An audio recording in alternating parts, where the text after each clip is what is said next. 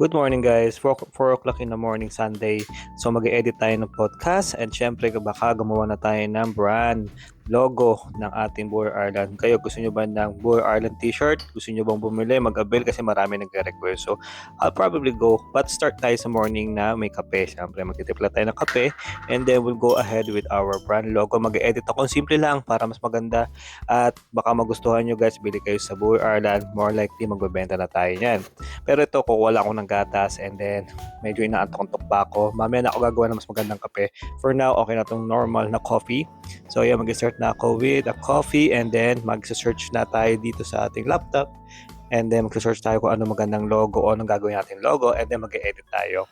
So sa logo siguro, hindi ko sure pero mukhang okay naman kahit anong logo na Buhay Ireland or related sa OFW o kabayan.